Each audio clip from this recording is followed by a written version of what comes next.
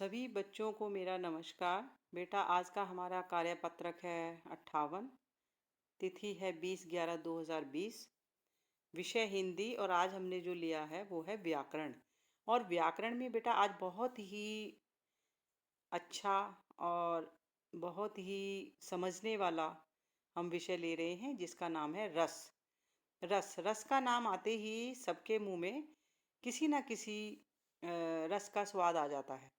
जैसे हम अगर किसी से पूछें कि रस किसे कहते हैं तो कोई कहेगा कि चाय के साथ खाए जाते हैं, कोई कहेगा गन्ने का रस, कोई कहेगा संतरे का रस, फलों के रस अलग अलग, कोई ये भी कह सकता है। फिर हम उनसे पूछेंगे कि अगर आप रस बोल रहे हो तो इनका बताइए। जब हम कहेंगे कि आपको अगर करेले का रस दिया जाए तो आपका जो आपके भंगिमा होगी मुंह की वो कैसी बनेगी, तो बच्चे उसको बताएंगे करके कि करेले का रस कैसा होता है, नींबू का कैसा होता है।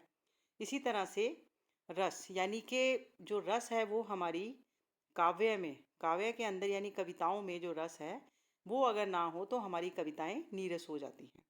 तो आज हम जो रस पढ़ने जा रहे हैं बहुत ही आपको अच्छा लगेगा इसके बारे में जानकर पढ़कर। बच्चों, अब हम व्याकरण साहित्य के एक महत्वपूर्ण अंग रस जानेंगे। जब हम कोई कविता, नाटक, उपन्यास आदि को पढ़ते हैं तो हमें कुछ अनुभूति या महसूस होता है, आनंद की अनुभूति होती है। और जो काव्य है, काव्य साहित्य को पढ़ने सुनने से उत्पन्न होने वाली आनंद की अनुभूति को ही रस कहा जाता है। रस के अंग, बेटा रस के अंग कितने हैं? 4। जैसे पहला है स्थायी भाव, दूसरा विभाव, तीसरा अनुभाव और चौथा संचारी भाव। स्थायी भाव वह भाव होते हैं जो मन में स्थायी रूप से स्थापित रहते हैं, जो हमेशा रहते हैं। उन्हें किसी अन्य भाव के द्वारा नष्ट नहीं किया जा सकता। प्रत्येक रस का एक स्थायी भाव होता है, अर्थात कुल स्थायी भाव की संख्या 9 है, क्योंकि रसों की संख्या भी 9 है। विभाव, स्थायी भावों के उद्भोग कारण को विभाव कहते हैं। विभाव 2 प्रकार के होते हैं, आलंबन और उद्दीपन। आलंबन विभाव जो है, जिसका आलंबन या सहारा पाकर स्थायी भाव जगते हैं, उन्हें आलंबन विभाव कहते हैं। आलंबन विभाव के भी 2 पक्ष होते हैं, आश्रयलंबन और विषयलंबन।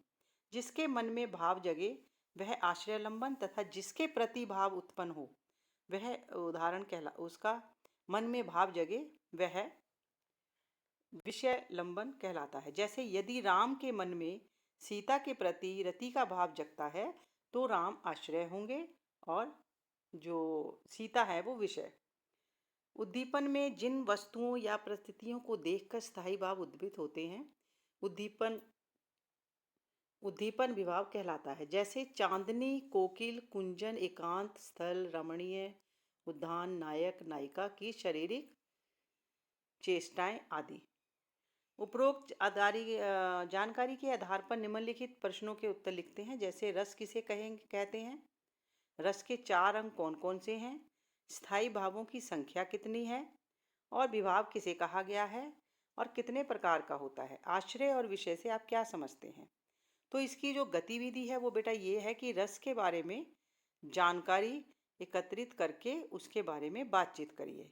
यानी कौन कौन से रस होते हैं, हास्य रस हो गया, क्रोध रस हो गया, वीर रस हो गया, बहुत सारे बेटे 9 रस हैं। उसके बारे में हम जो हमारी अगली कार्यपत्रक आएगा उसके द्वारा जानेंगे। अभी सिर्फ हम इसके 4 अंगों के बारे में जानेंगे, कौन कौन से हैं, और उनके बारे में आगे आलंबन और उद्दीपन है वो हम उनके बारे में जानेंगे।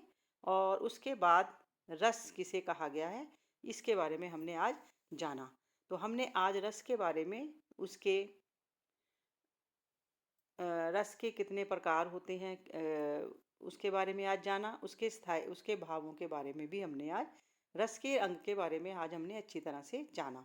तो सभी बच्चे इसको करके कल तक इसके आंसर लिखकर मुझे भेजेंगे और इसके बाद मैं एक वीडियो आपको और भेजूंगी कल, जिसमें कि आप रस के बारे में अच्छी तरह जान सको।